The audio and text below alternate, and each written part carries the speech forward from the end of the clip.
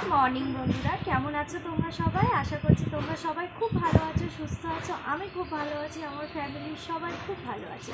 তো চলে এসেছি আবার একটা নতুন ভিডিও নিয়ে। আমি এসেছি আমার বাপের বাড়িতে।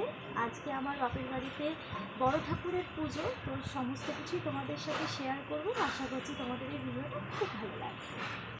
আজ আমি যেহেতু বাপের বাড়িতে এসেছি, তো ওই জন্য আমার বাপের বাড়ির পাশেই একটা মন্দির আছে, যে মন্দিরে আমি ছোটোবেলা থেকে আসি। তো ভাবলাম সেই মন্দিরে এসে একবার একটু পুজো দিয়ে নিই। তো সেখানে এসেছি, সেটাও তোমাদের সাথে শেয়ার করব। এই মন্দিরটি সাইপালা গ্রামে কালীর থান নামে পরিচিত। আমি বিয়ের আগে প্রত্যেক মঙ্গলবার, বৃহস্পতিবার, শনিবার করে এই মন্দিরে এসে জল ঢেলে যেতাম। এই মন্দিরের একটি মাহাত্ম্য হচ্ছে, এখানকার মা আমার ঠাম্মাদের মুখে শোনা, আমার পিসিদের মুখে শোনা, এখানকার মায়ের নাকি আদেশ আছে ওপরে কখনো শেড দেওয়া যাবে না। মা প্রত্যেকটা রোদ, ঝড়, জল, বৃষ্টি ওইভাবেই থাকবে। চৈত্র মাসের শেষ মঙ্গলবার করে মায়ের এখানে বাৎসরিক পূজা হয়। ছোটোবেলা থেকে অনেক বিপদের সম্মুখীন হয়েছি। হাত ভেঙে যাওয়া, মায়ের হাতের থেকে মার খাওয়ার থেকে শুরু করে পরীক্ষার রেজাল্ট আউট, সব কিছুতে ছুটে এসেছি মায়ের কাছে। মা আমাকে কখনো ফেরায়নি। মায়ের আশীর্বাদ আমার সাথে আছে বলেই হয়তো এমন এক জায়গায় আমার বিয়ে হয়েছে, যেখানে গিয়ে আমি মায়ের রোজ সেবা করতে পারি। মা আমার কাছ থেকে রোজ সেবা নেয়, এটা আমার পরম সৌভাগ্য। এখানে বহু পুরনো একটা শিবলিঙ্গ আছে, তো সেখানেই আমি জল ঢালছিলাম এবং পুজো করছিলাম।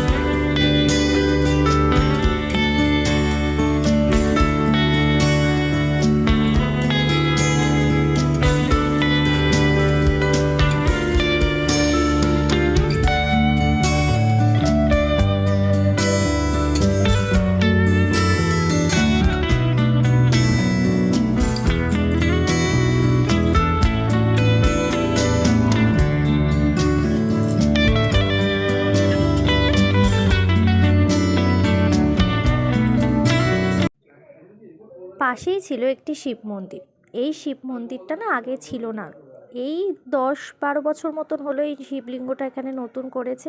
তো এখানেও গিয়ে আমি একটুখানি পুজো দিই। আমি যখন থেকে বুঝতে শিখেছি তখন থেকে এই মন্দিরে পুজো দিতে আসলে না, হঠাৎ করেই কোনো কারণ ছাড়াই আমার চোখ দিয়ে জল বেরিয়ে আসে। মায়ের থানে যখনই উঠি না, বুকটা কেঁপে ওঠে, যেন মনে হয় মা এখানে সকল সময় বিরাজ করেন। তো আজকেও না আমি গিয়ে আমার চোখের জলটাকে ধরে রাখতে পারিনি। মায়ের সামনে পুজো দিতে দিতে হঠাৎ করেই কেঁদে ফেলেছিলাম, কোনো কারণ ছাড়াই। মিথ্যে বলবো না, আজকেও মায়ের কাছে একটা আর্জি নিয়ে গেছিলাম, যেমন প্রত্যেকটা ছোটোবেলাতে যেতাম। আজকেও গেছিলাম আজকে একটা আর্জি নিয়ে। তো সেটা যদি মা আমাকে দেয় তো তোমাদের সাথে আমি অবশ্যই জানাবো। এবং ইচ্ছা আছে মায়ের বাৎসরিক পূজাতে আমি এবারে রাত জেগে উপোস করব। সব দিক থেকে যদি আমি সুস্থ থাকি তো মায়ের বাৎসরিক পুজোর উপোসের ভিডিও অবশ্যই তোমাদের কাছে আসবে। আমি অবশ্যই সেই ভিডিও তোমাদের সাথে শেয়ার করব।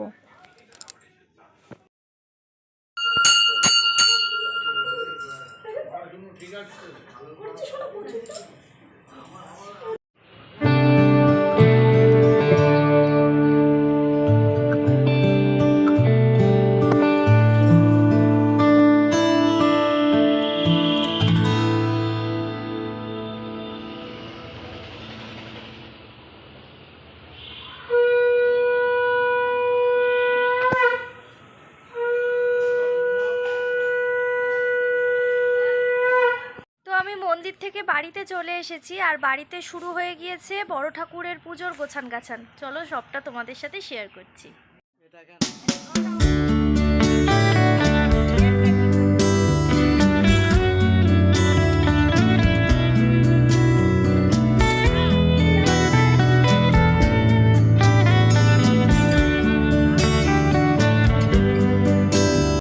তারপরে আমি এখানে বসে গেছিলাম সিন্নি ভোগ মাখার জন্য। তো আমাদের বাড়িতে যখন বাৎসরিক মায়ের পুজো হয়েছিল আমার শ্বশুর বাড়িতে, তখন না আমি শারীরিক অসুস্থতার জন্য উপোস করতে পারিনি। তো সকালবেলা যে নারায়ণ পুজোটা হয় তার সিন্নিটা আমি মাখতে পারিনি। হাসির বিষয় হচ্ছে আমার মা না মানে আশেপাশে দু একজনকে বলে রেখেছিল যে তোমরা কেউ সিন্নি মাখাবে না। আমার মেয়ে সিন্নি মাখাতে পারেনি, ও খুব কষ্ট পেয়েছে। তোমাদের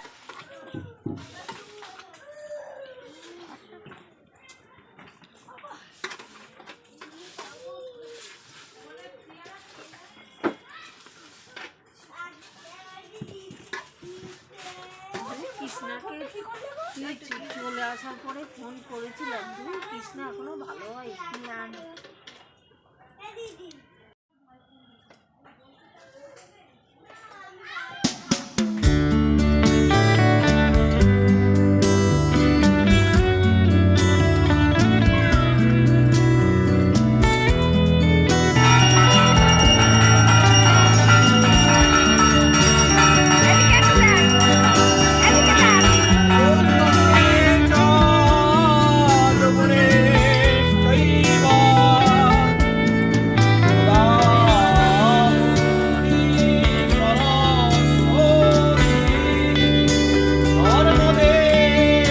মা আর বাপি এসে গিয়েছে। হাই বলে দাও বাপি। মা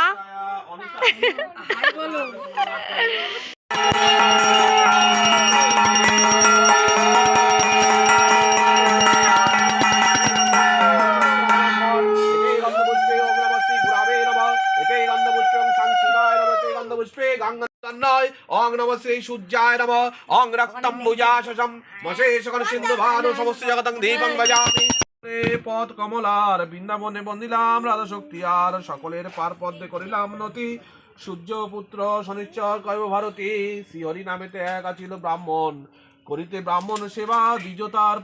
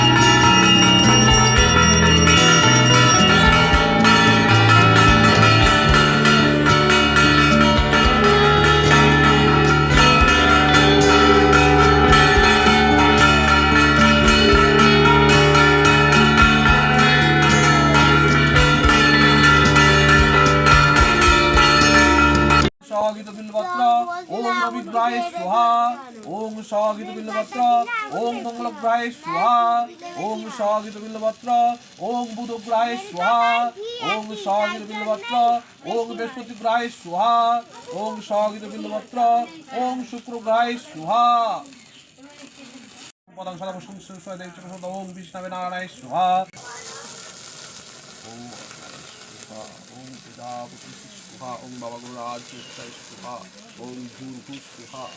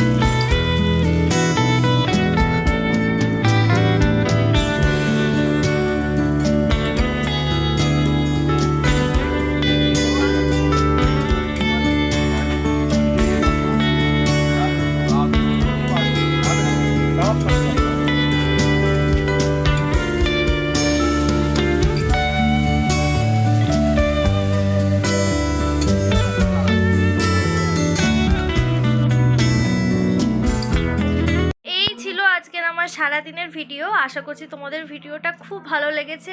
প্রচণ্ড টায়ার্ড হয়ে গিয়েছি মানে সারাদিন কাজকর্ম করে বাড়িতে পুজো থাকলে জানো কি হয়। তো আশা করছি ভিডিওটা তোমাদের খুব ভালো লেগেছে। যদি ভালো লেগে থাকে অবশ্যই একটা লাইক করো আর সাবস্ক্রাইব করে দিও, পাশে থাকা বেল আইকনটা প্রেস করো যাতে আমার ভিডিও সবার প্রথমে তোমাদের কাছে পৌঁছতে পারে। তো আপাতত টাটা।